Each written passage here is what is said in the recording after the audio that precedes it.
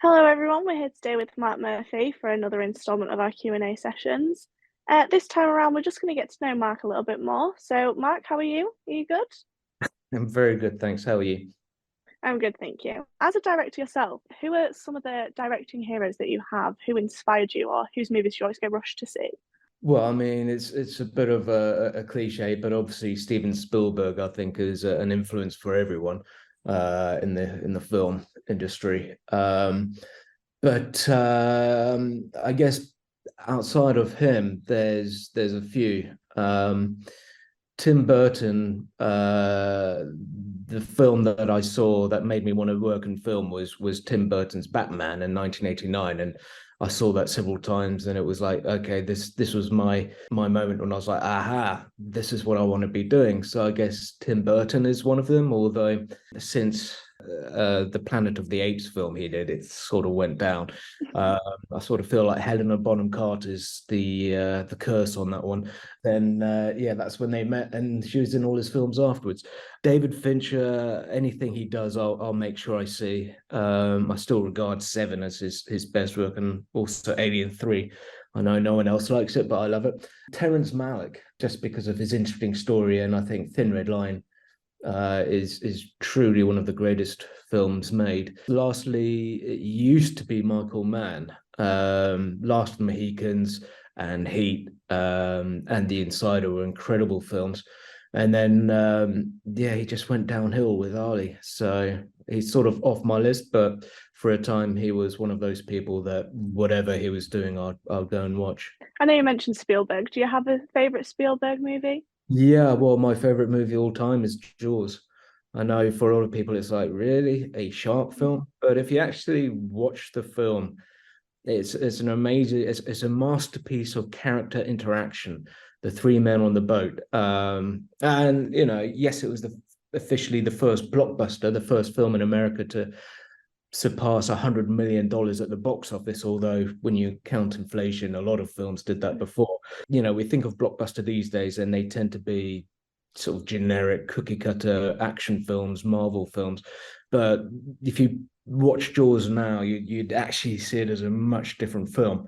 That and Indiana Jones and the Last Crusade, I think, is a fantastic film. And then obviously Schindler's List is pretty good as well. So let's say you were making a new project, you had an unlimited budget, and you could work with anyone in the world who you wanted to. What's your top three actors or actresses that you would love to work with? Well, unlimited budget is a poison chalice because with more money comes more interruption from, i.e., the money people. So you have less and less control. It's actually better to have a smaller. But let's pretend it was without any interference. Anthony Hopkins is obviously one. I actually would have liked to have worked with Michael Gambon. Sadly, he just passed away. I think maybe Jodie Foster. Throwing in another one. It'd be fun to see what Arnold Schwarzenegger would be like. See if I could get a really deep, incredible performance out of him. That would be an interesting challenge. I know you've seen thousands of films, obviously.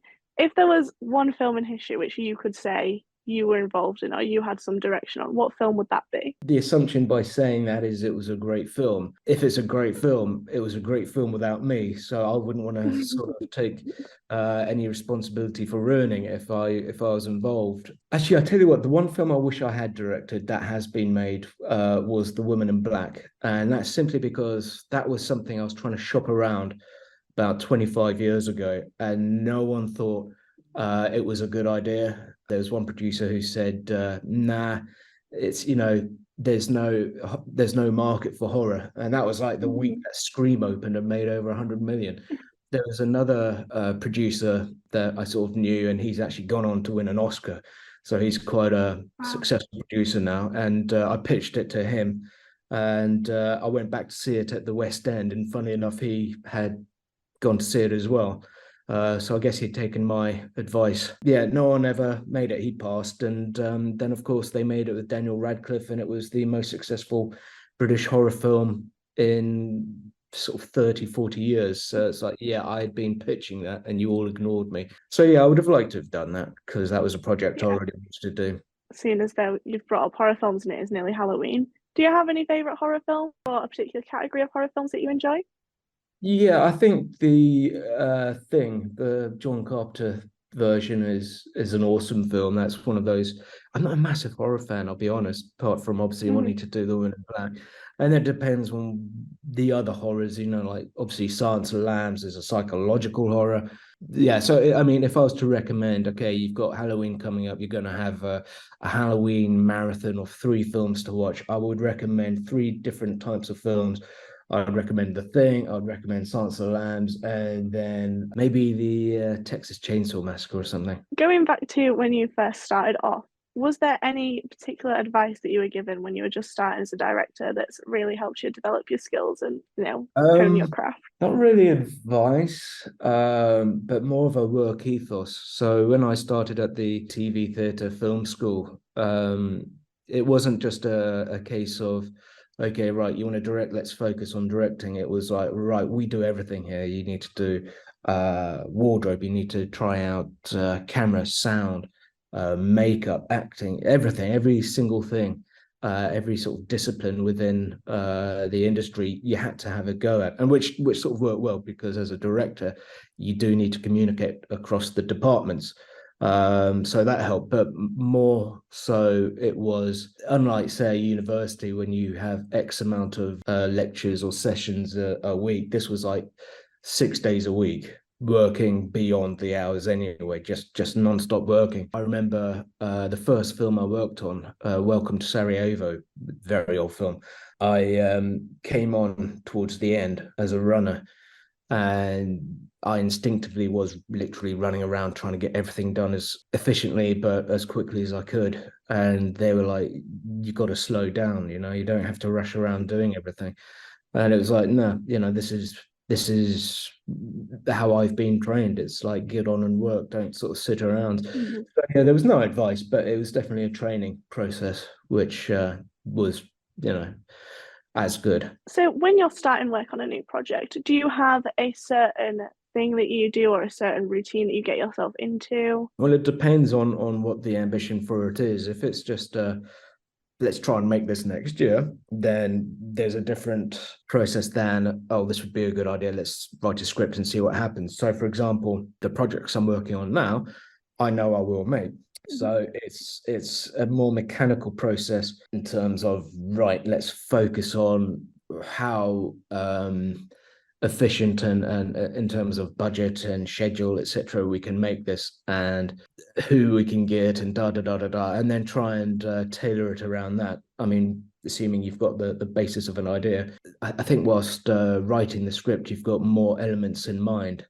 and that sort of helps in terms of knowing. It takes out some of the vagueness. If you don't know, then it's just like, I'll write out a treatment. Could be 10, 20, 30 pages, see if it works, and then put it into a script and then send it off to a couple of people, and then just focus on something else. And what about the actual filming process? Do you have any kind of mythology to it? What filming Well, I process think like for you?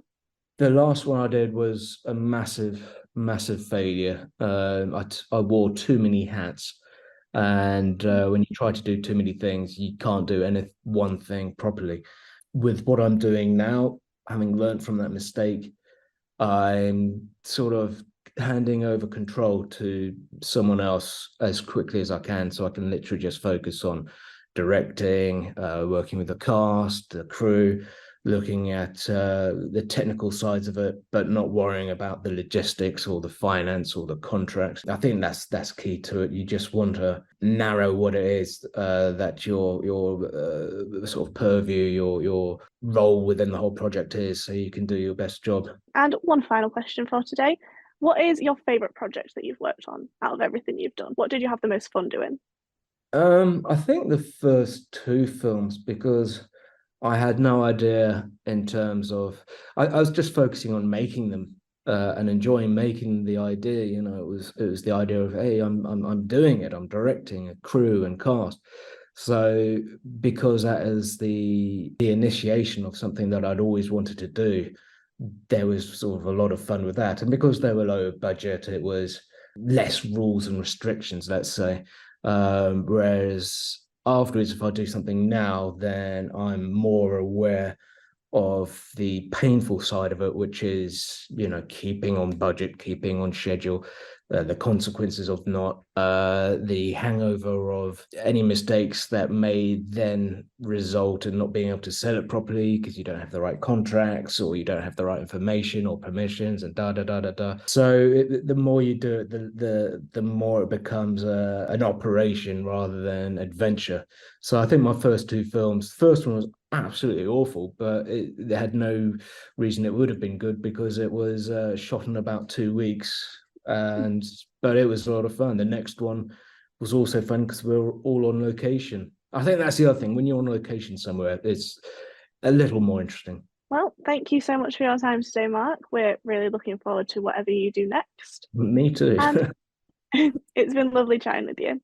Thanks. You too.